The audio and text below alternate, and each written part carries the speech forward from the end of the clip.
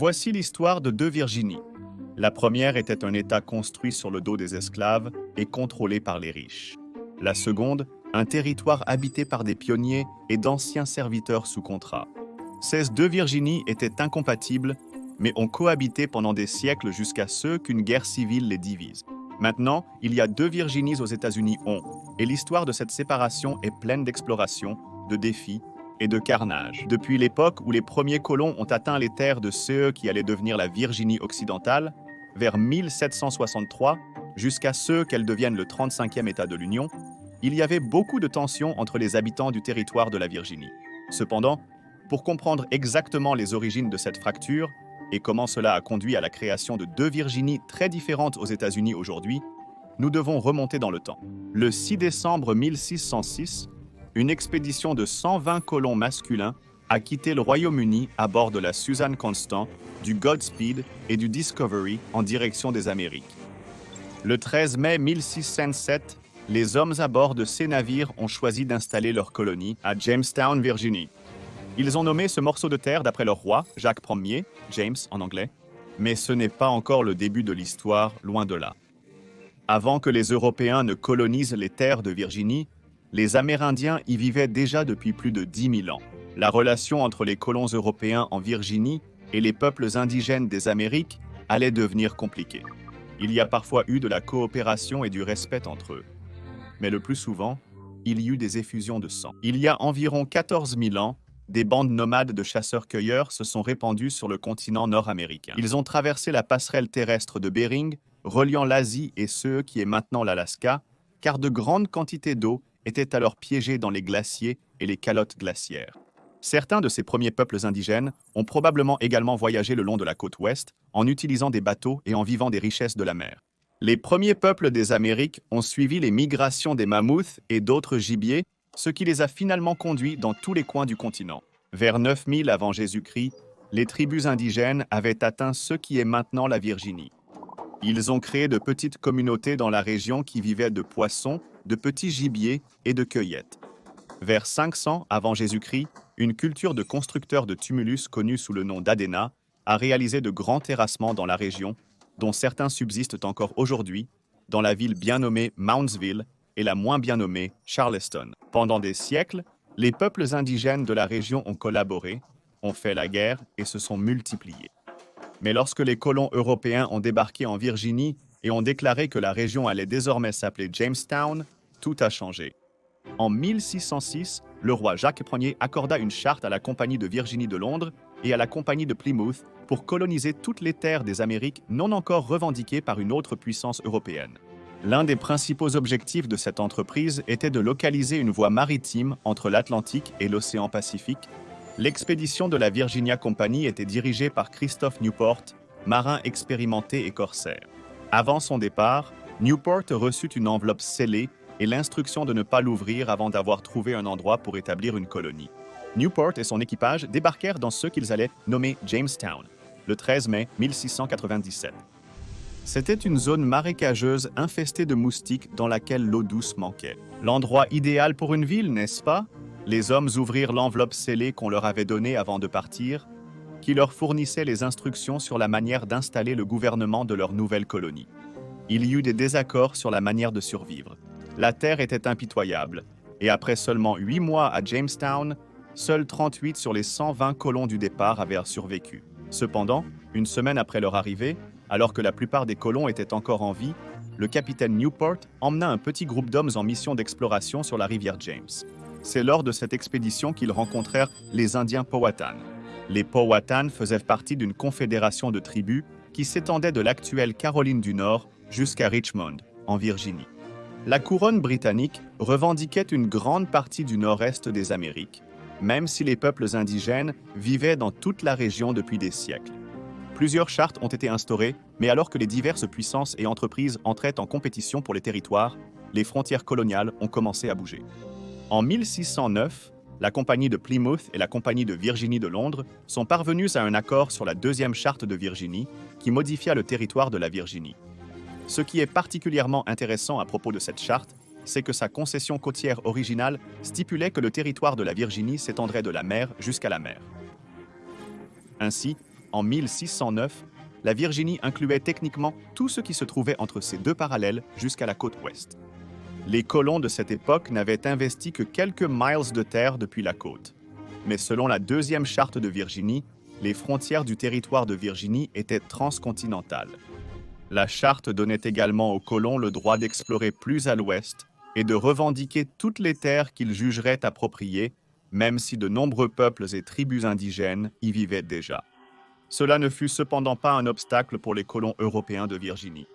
Les explorateurs anglais ont poussé plus à l'ouest et ont forcé toutes les populations autochtones à quitter leurs terres pour les coloniser. Lorsqu'une tribu ne coopérait pas, un bain de sang s'ensuivait. Les Virginiens continuèrent de peupler la région, puis vers 1630, environ 2500 colons vivaient en Virginie. 20 ans plus tard, ils étaient près de 18 700. En 1660, ils étaient environ 27 000 sur le territoire de la Virginie. En 1670, des aventuriers atteignirent les montagnes Blue Ridge et l'année suivante, CS explorateurs suivirent la New River jusqu'aux Sandstone Falls, non loin de l'endroit où serait tracée la future frontière entre la Virginie et la Virginie occidentale. Pendant près d'un siècle, la Virginie a continué de croître en population et en prospérité. En 1700, le territoire de la Virginie comptait quasiment 60 000 habitants. Grâce à l'esclavage, les plantations étaient extrêmement rentables. Cependant, ce mode de vie était spécifique aux terres propices à l'agriculture situées au centre et à l'est de la Virginie. Le terrain accidenté des montagnes Blue Ridge et au-delà était riche en ressources, mais sa géographie n'était pas du tout propice à l'agriculture ou aux plantations à grande échelle. Un déséquilibre se créa entre les propriétaires de plantations et les marchands vivant le long de la côte qui accumulaient de plus en plus de richesses, et ceux qui réussissaient tout juste à survivre dans l'ouest de la Virginie. Beaucoup de colons appréciaient ce mode de vie et le recherchaient par choix, mais l'écart grandissant en matière de pouvoir et d'influence entre les représentants fortunés et ceux qui vivaient à l'intérieur des terres devenait de plus en plus évident. Lorsque la guerre franco-indienne éclata en 1754, l'ouest de la Virginie se retrouva en première ligne du conflit. Le territoire comptait désormais 230 000 personnes à l'intérieur de ses frontières, dont au moins 60 000 étaient des esclaves. Des batailles ont eu lieu, du sang a coulé et les Britanniques ont essuyé de nombreuses défaites. Cependant, le Royaume-Uni a finalement revendiqué la victoire en 1763 et s'est vu accorder le contrôle de tous les territoires à l'ouest des montagnes Appalaches jusqu'au fleuve Mississippi. Cela a encore étendu les terres de la Virginie, qui était déjà l'un des plus grands territoires des colonies.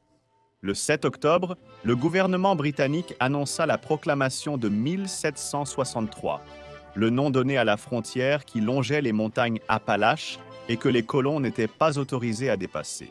Le Royaume-Uni contrôlait alors une grande partie des territoires situés de l'autre côté de la ligne de la proclamation, mais le gouvernement craignait que si les colons continuaient vers l'ouest, davantage de conflits avec les Indiens éclateraient et pourraient conduire à une autre guerre coûteuse. Pour éviter cela, il était interdit aux colons britanniques de créer tout type de ville ou de village permanent à l'ouest. Cela posait problème pour de nombreux pionniers, car beaucoup avaient déjà commencé à explorer la région et avaient des projets de s'installer au-delà des Appalaches. C'était moins un problème pour les riches propriétaires terriens de l'est de la Virginie qui avaient des plantations lucratives et des liens solides avec la couronne britannique. Mais certains riches Virginiens s'opposèrent à la proclamation, comme le jeune propriétaire de plantation, George Washington, qui y voyait un excès de la couronne britannique et une suppression d'une opportunité pour les colons d'agrandir leurs terres pour rembourser leurs dettes et augmenter leur capacité à devenir autonomes. La volonté d'un gouvernement situé à des milliers de kilomètres que les colons de Virginie restent à l'est des montagnes des Appalaches ne suffit pas à les faire obéir. Malgré la ligne de proclamation et les menaces des loyalistes et des soldats britanniques, les pionniers ont continué vers l'ouest au-delà des Appalaches et ont commencé à s'installer sur les terres de l'autre côté. Sans surprise, tous ceux qui étaient partis s'installer à l'ouest des montagnes des Appalaches étaient de plus en plus mécontents du gouvernement virginien à l'est, et des discussions sur la création d'une nouvelle colonie émergèrent dans tous les villages situés dans la partie occidentale de la Virginie. En 1769, ils proposèrent la création d'une nouvelle colonie, la Vandalia. Elle aurait été la 14e colonie britannique et aurait englobé tout le territoire de la Virginie occidentale, une partie de la Pennsylvanie, et se serait étendue dans la vallée de la rivière Ohio. Il y avait un certain désaccord sur les limites exactes de cette nouvelle colonie, et le nom aussi fut débattu. West-Sylvanie fut par exemple proposée. Quel que soit le nom de cette nouvelle colonie, une chose était certaine. Les colons des régions occidentales de la Virginie voulaient de plus en plus sérieusement couper leurs liens avec le gouvernement situé à Middle Plantation, la capitale de la colonie de Virginie, qui à ce stade avait été renommée Williamsburg. En 1770, 447 000 personnes vivaient sur le territoire de la Virginie, et le mécontentement à l'égard de la domination britannique se faisait sentir dans toutes les colonies. Ailleurs qu'en Virginie, des murmures de révolution, surtout dans les colonies du Nord, ont commencé à se propager. Les pionniers habitant les territoires de l'Ouest ont exprimé encore plus bruyamment leur mécontentement face à la situation. Les terres de la région n'étaient pas adaptées à l'agriculture à grande échelle. L'utilisation et le commerce des esclaves, qui étaient monnaie courante dans une grande partie de la Virginie orientale, n'avaient pas cours dans la partie occidentale. De plus, beaucoup de gens situés dans les territoires de l'Ouest avaient eux-mêmes souffert de la servitude à cause de leurs dettes, rendant le concept de propriété d'esclaves particulièrement répugnant pour eux. Contrairement à la Virginie orientale et à une grande partie du reste des colonies, les territoires de l'Ouest n'ont pas beaucoup souffert des combats de la guerre de Révolution.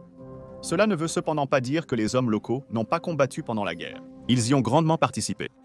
L'un des exemples les plus célèbres s'est produit en juillet 1775, lorsque 98 miliciens de la compagnie de fusiliers du comté de Berkeley ont marché depuis Mecklembourg, en Virginie, désormais appelée Shepherdstown, Virginie occidentale, jusqu'à Boston en 25 jours dans ce que l'on appelle désormais la marche en ligne droite vers Cambridge. C'était une distance de plus de 400 miles, ce qui signifie que les soldats ne parcouraient pas moins de 16 miles par jour, transportant des fournitures sur un terrain accidenté et des paysages ravagés par les combats pour assister le général Washington et ses troupes contre une attaque britannique. Bien sûr, les rebelles américains ont finalement remporté la guerre, et le 4 juillet 1776, les représentants des 13 colonies ont voté pour adopter la Déclaration d'indépendance, rédigée par Thomas Jefferson et signée par les 56 membres du Second Congrès continental. La guerre révolutionnaire a effectivement pris fin lorsque les Britanniques ont été contraints de se rendre à Yorktown en 1783 et le 3 septembre de cette année-là, le traité de Paris fut signé, mettant officiellement fin au conflit. Les 13 colonies originales rédigèrent une nouvelle constitution. George Washington fut élu premier président des États-Unis et le reste, comme on dit, appartient à l'histoire. Mais l'histoire des deux Virginies ne se termine pas là. Il faudra une autre guerre, beaucoup plus sanglante, pour établir officiellement la Virginie occidentale, une guerre fratricide qui allait déchirer le pays en deux.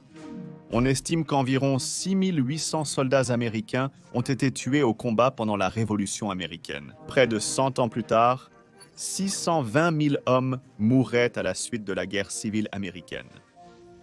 Entre la fin de la guerre révolutionnaire en 1861, 34 territoires avaient été ratifiés en tant qu'État. Cependant, la Virginie était toujours un État massif, avec environ 1,6 million de personnes vivant dans ses frontières, dont environ 500 000 étaient des esclaves. Cela signifiait que plus de 30% de la population de Virginie était constituée d'esclaves, et la situation ne s'était pas beaucoup améliorée entre la population de l'Ouest et les territoires les plus riches de l'Est de la Virginie. Toutefois, c'est qu'ont fait ensuite les dirigeants de la Virginie dans les années précédant l'année 1861 qui entraînerait finalement la division de l'État en deux. Alors que les tensions commençaient à monter entre les États du Nord qui avaient aboli l'esclavage et les États du Sud qui avaient besoin d'esclaves pour continuer à prospérer, le catalyseur des événements qui allaient s'ensuivre s'est développé en Virginie occidentale. Le 16 octobre 1859, un abolitionniste du nom de John Brown mena un groupe d'hommes armés pour saisir l'arsenal à Harper's Ferry en Virginie occidentale. Cela devait être la première étape d'un grand plan pour établir un refuge sûr pour les esclaves libérés dans les montagnes de Virginie et du Maryland, et John Brown avait obtenu d'énormes sommes d'argent de la part de riches bostoniens pour ce rêve de liberté pour les anciens esclaves. Harper's Ferry a été choisi comme l'endroit idéal pour lancer un raid en raison de son grand approvisionnement en armes et de sa position relativement proche des États esclavagistes du Sud. Elle servirait de passerelle pour transporter les esclaves libérés en sécurité et les protéger de tout chasseur de primes ou attrapeur d'esclaves qui pourrait essayer de les ramener aux plantations dont ils s'étaient échappés. Dans la nuit du 16 octobre, John Brown et ses 21 militants ont pris d'assaut l'armurerie. Malheureusement pour la révolution de Brown, des troupes étatiques et fédérales ont été envoyées à Harper's Ferry pour s'occuper des rebelles. Les intentions de Brown étaient bonnes, mais son plan l'était beaucoup moins.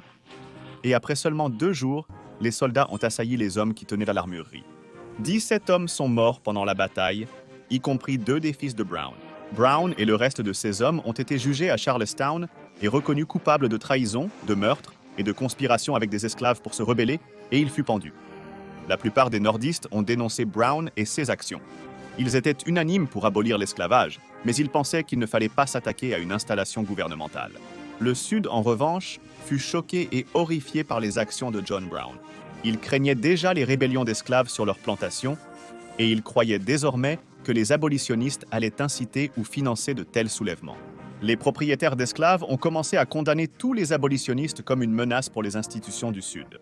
Et pour être juste, ils n'étaient pas loin de la vérité. Beaucoup de gens en Virginie occidentale étaient déchirés par ce que John Brown avait fait. Certains pensaient que les esclaves devraient être libérés, se rapprochant ainsi de la position des abolitionnistes du Nord. D'autres se sont alliés à la Virginie de l'Est et aux institutions esclavagistes qui dominaient encore la partie orientale de l'État, et les actions de John Brown ont davantage divisé certaines parties de la Virginie.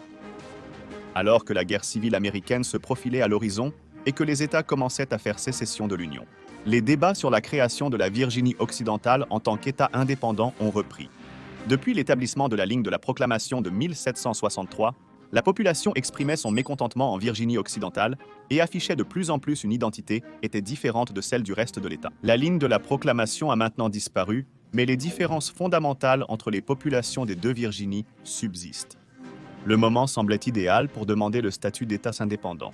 Cependant, tout le monde n'était pas d'accord, et il n'y a pas eu de mouvement organisé pour que la Virginie occidentale devienne un État indépendant avant le 17 avril 1861. C'est à cette date que le gouvernement de l'État a tenu la Convention de sécession de la Virginie pour voter sur la question de savoir si l'État devait se séparer de l'Union, comme 6 autres l'avaient déjà fait. La Caroline du Sud fut le premier État à se séparer le 20 décembre 1860. Le Mississippi a suivi le 9 janvier 1861, puis la Floride le 10 janvier, l'Alabama le 11 janvier, la Géorgie le 19 janvier, la Louisiane le 26 janvier et le Texas le 1er février. Le 17 avril, lors de la Convention de sécession à Richmond, la majorité des représentants de l'État ont voté pour la sécession de l'Union. Cependant, presque tous les territoires de l'Ouest ont voté contre cette résolution. Après la sécession de la Virginie, l'Arkansas, le Tennessee et la Caroline du Nord ont suivi, conduisant à un total de 11 États, quittant les États-Unis d'Amérique et formant les États confédérés d'Amérique. Beaucoup en Virginie occidentale ont été outrés par la décision du gouvernement de la Virginie de quitter l'Union. Le mois suivant, une réunion a eu lieu dans la ville de Wheeling, près de la frontière nord de la Virginie. Le forum fut envahi par les représentants occidentaux de la Virginie. Ils ont conclu que l'ordonnance de sécession était une tentative illégale de renverser le gouvernement fédéral. La majorité de représentants de l'ouest de la Virginie ont décidé qu'ils ne voulaient pas quitter l'Union. Ils ont donc décidé de se séparer de la Virginie pour former un nouvel État. Ce nouvel État prit le nom de Kanawha. Il comprenait 39 comtés et avait des frontières très similaires à celles de la Virginie occidentale actuelle.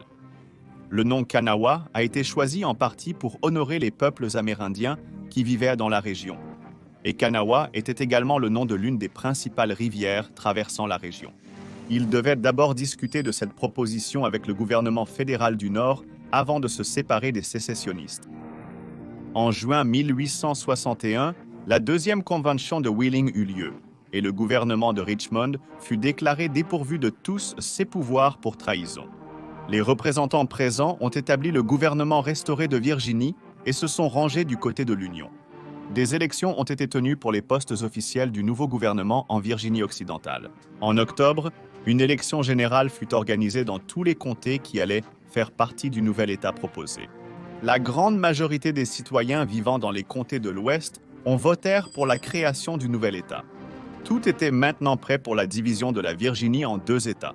Cependant, le territoire de l'Ouest devait encore franchir quelques obstacles supplémentaires pour recevoir le statut d'État indépendant.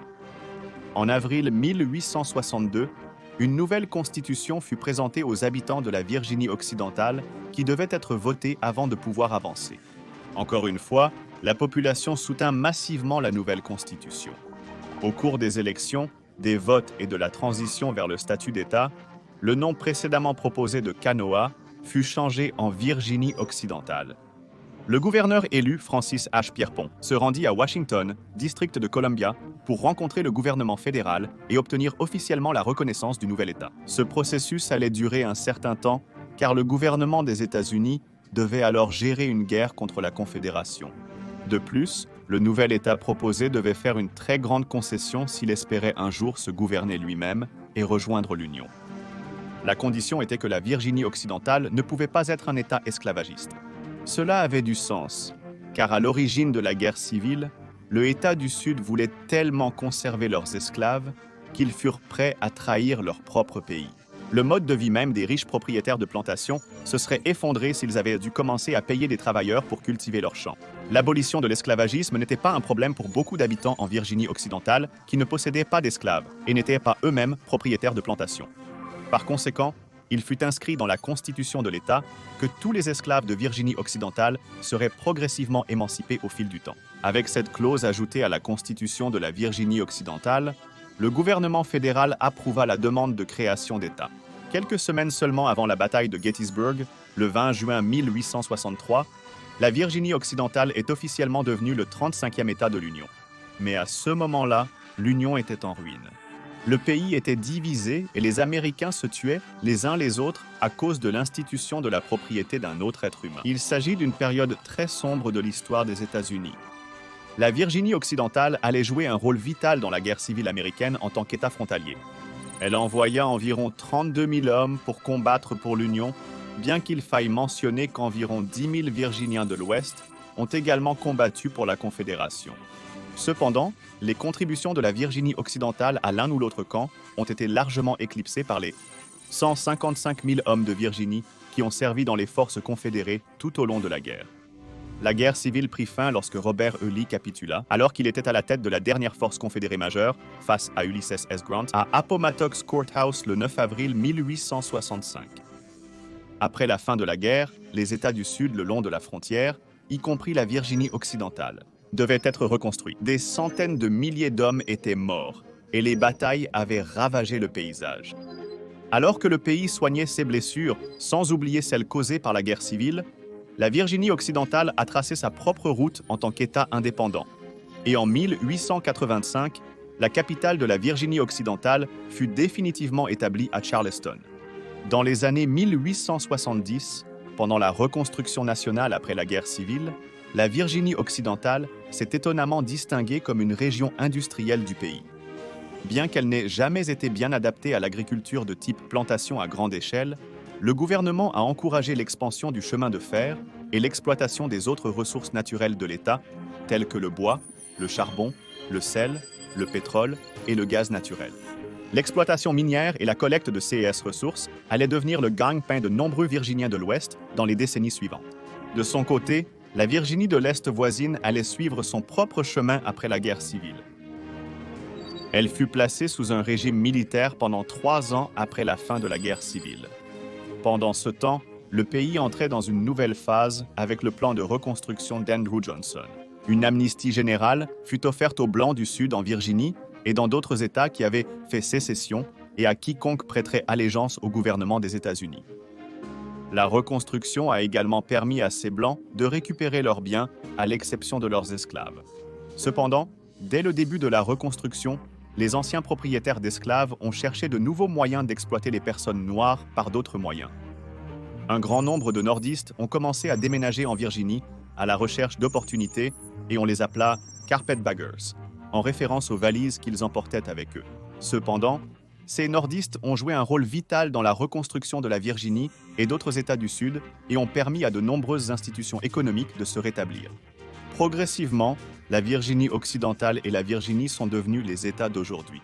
Tout comme au début de l'expansion coloniale en Virginie occidentale, il subsiste une grande disparité entre les deux populations actuelles. Le PIB de la Virginie est d'environ 512,95 milliards de dollars, tandis que le PIB de la Virginie occidentale est de 71,65 milliards de dollars. Mais pour être juste, la Virginie occidentale est plus petite à la fois au niveau de la population et de la superficie. La Virginie dénombre 8,64 millions d'habitants, alors que la Virginie occidentale en possède 1 078 000. Cependant, Les rapports entre les deux Virginies d'aujourd'hui est bien meilleur qu'au XVIIe, XVIIIe et XIXe siècle. Cela nous ramène à la question: pourquoi y a-t-il deux Virginies aux États-Unis? Comme nous l'avons appris avec l'histoire de la région, les raisons reposent principalement sur les différences de mode de vie des habitants. Ce qui fonctionnait pour les riches propriétaires de plantations de Virginie ne fonctionnait pas pour les zones rurales futures de la Virginie occidentale. Les lois de l'État, les taxes et le gouvernement n'ont jamais vraiment eu à cœur les meilleurs intérêts des habitants des comtés de l'Ouest.